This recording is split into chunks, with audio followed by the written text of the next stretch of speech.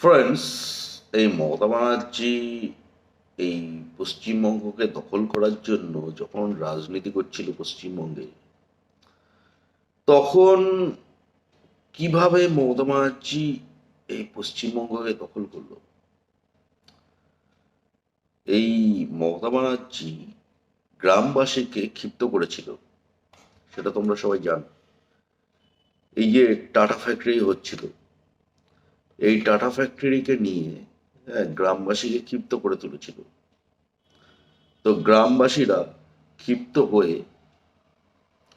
অনেক আন্দোলন ফান্দোলন করছিল, অনেক বিক্ষোভ টিক্ষোভ দেখাচ্ছিল। মমতা ব্যানার্জি ক্ষিপ্ত করে দিয়েছিল। ঠিক আছে, বিষয়টা ভালো করে বোঝো। মমতা ব্যানার্জি ক্ষিপ্ত করে দিয়েছিল, আর গ্রামবাসীরা ক্ষিপ্ত হয়ে অনেক বিক্ষোভ দেখাচ্ছিল। আর তখন হয়তো সেই বিক্ষোভটা অনেক মানে অনেক খারাপ জায়গায় চলে গেছিল, সেই যে বিক্ষোভটা দেখাচ্ছিল। কিন্তু ক্ষিপ্তটা করেছিল মমতা ব্যানার্জি। এইবার সেই তখন চলছিল সিপিএম এর সরকার, বুদ্ধদেব ভট্টাচার্য মুখ্যমন্ত্রী ছিল। সেই বুদ্ধদেব ভট্টাচার্যের পুলিশ সেই গ্রামবাসীর ওপর, মানে যারা বিক্ষোভ দেখাচ্ছিল তাদের ওপর, এই বুদ্ধদেব ভট্টাচার্যের পুলিশ গুলি চালিয়েছিল। ফলে তখন থেকে সিপিএম এর পতন হওয়া শুরু হয়ে যায়। মানুষের চোখে সিপিএম খারাপ হতে শুরু করে দেয়। আর সেই কারণেই সিপিএম এর এরকম হার হয়েছিল। কিন্তু গ্রামবাসীকে ক্ষিপ্তটাকেই করেছিল মমতা ব্যানার্জি। মমতা ব্যানার্জি গ্রামবাসীকে ক্ষিপ্ত করে খেপিয়ে তুলেছিল। আর তার ফলে সিপিএম এর পুলিশ এবং গুলি চালিয়েছিল। এইটাই সব থেকে বড় ভুল হয়েছিল। আর সেই রকমই আবারও ঘটানোর প্ল্যান করেছিল এই মমতা ব্যানার্জি। এই যে শেখ শাহজাহান, এই সন্দেশখালীর যে ঘটনাটা, এখানে একই রকমই প্ল্যানে ছিল মমতা ব্যানার্জি। এই কেন্দ্রীয় বাহিনী যদি ওই জঙ্গিদের ওপর গুলি চালাতো, তাহলে মমতা ব্যানার্জি এইটাকে নিয়েই রাজনীতি শুরু করে দিত, যে বিজেপি গুলি চালাচ্ছে পশ্চিমবঙ্গবাসীর ওপর। এইখান থেকে মানে এই ভুলটা বিজেপি করেনি। এই সিপিএম যে ভুলটা করেছিল, এই বুদ্ধদেব ভট্টাচার্যের পুলিশ, বুদ্ধদেব ভট্টাচার্য যেই ভুলটা করিয়েছিল পুলিশকে দিয়ে, সেই ভুলটা বিজেপি করেনি। ফলে মমতা ব্যানার্জির উদ্দেশ্য টোটালি ব্যর্থ হয়ে গেছে, টোটালি ফুললি ব্যর্থ হয়ে গেছে।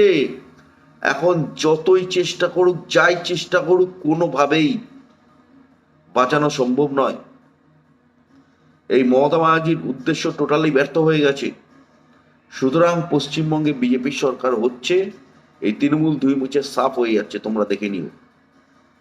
মানুষ আসল জিনিসটা বুঝে গেছে, ভোটের সময় আসল জিনিসটা দেখিয়ে দেবে। এই তৃণমূল দুই মুছে সাফ হচ্ছে, এই হিন্দু বিরোধী সিস্টেম ধ্বংস হচ্ছে। হিন্দু বিরোধী সিস্টেমের কোনো অস্তিত্ব থাকবে না, এটা তো আমরা শুধু দেখে যাবো। ঠিক আছে, হিন্দু বিরোধী সিস্টেম ধ্বংস হবে, ডিস্ট্রয় হবে, এটা হচ্ছে বিষয়। তো পশ্চিমবঙ্গে বিজেপির সরকার হবে, কেউ কোনোভাবেই এটাকে আটকাতে পারবে না, কারোর ক্ষমতা নেই পশ্চিমবঙ্গে বিজেপিকে আটকানোর। ওরা অনেক চেষ্টা করেছিল, কিন্তু বিজেপি পুরো বিরোধী আসনটা দখল করে নিয়েছে। এবার সরকারটা দখল করবে, কারোর ক্ষমতা নেই আটকানো।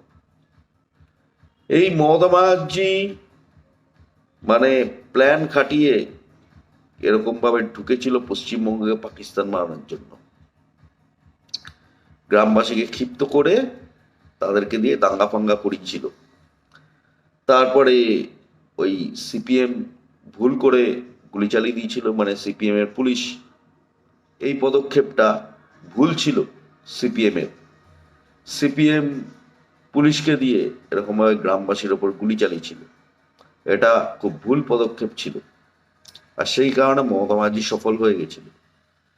ঠিক আছে, আর মমতা ব্যানার্জি ভেবেছিল যে পশ্চিমবঙ্গকে পাকিস্তান বানিয়ে দেবে। হ্যাঁ, তারপরে ওই যে কংগ্রেস কংগ্রেস সিপিএম কে ক্যাপচার করে নিয়েছিল, ভেবেছিল হিন্দুত্ববাদীদের দমিয়ে দেবে, হিন্দুত্ববাদীরা কোনো আওয়াজ তুলবে না। হুম? এই তৃণমূলের বিরুদ্ধে কোনো আওয়াজ তুলতে পারবে না হিন্দুত্ববাদীরা। মমতা ব্যানার্জিকে তো কংগ্রেসই মানে হেল্প করেছিল যাতে ঢুকতে পারে পশ্চিমবঙ্গে।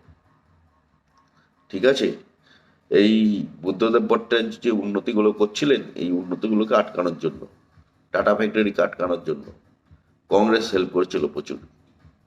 আর মমতা ব্যানার্জি এই পশ্চিমবঙ্গকে দখল করে নিয়েছে, তারপরে এই সিপিএম এর সাথে জোট করে নিয়েছে। মানে পশ্চিমবঙ্গে যত হিন্দুত্ববাদী আছে সবাইকে দমাবে, সিপিএম কে ক্যাপচার করে নিল, ফলে আর কোনো বিরোধী দল থাকলো না। ফলে সিপিএম হিন্দুত্ববাদীদের দমাবে, কোনো আওয়াজ তুলতে দেবে না এই তৃণমূলের বিরুদ্ধে। কিন্তু বিজেপি আসাতে ওদের উদ্দেশ্য টোটালি ব্যর্থ হয়ে গেছে। ঠিক আছে, বিজেপি আসাতে হিন্দুত্ববাদীরা একটা সাপোর্টার পেয়ে গেছে, ফলে তৃণমূলের বিরুদ্ধে বিরোধিতা করার একটা সাপোর্টার পেয়ে গেছে। ফলে ওরা এটা ভেবেছিল হিন্দুত্ববাদী দমিয়ে দেবে, সেটা তো আর পাচ্ছে না, উল্টে ওদেরকেই এখন তৃণমূলের বিরোধিতা করতে হচ্ছে। এটা ফেক নাটক,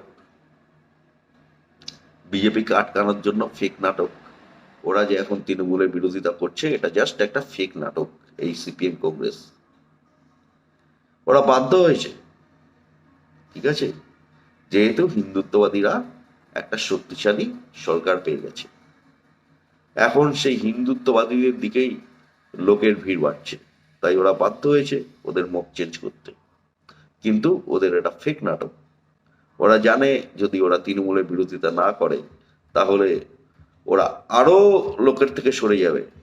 এই 2021-এর পরেই ওরা টের পেয়ে গেছে, এই যে সিপিএম কংগ্রেস শূন্য হয়ে গেছে, তো তাই 2021-এর পরেই ওরা টের পেয়ে গেছে, তাই ওরা তৃণমূলের বিরোধিতা শুরু করেছে, ফেক নাটক করছে।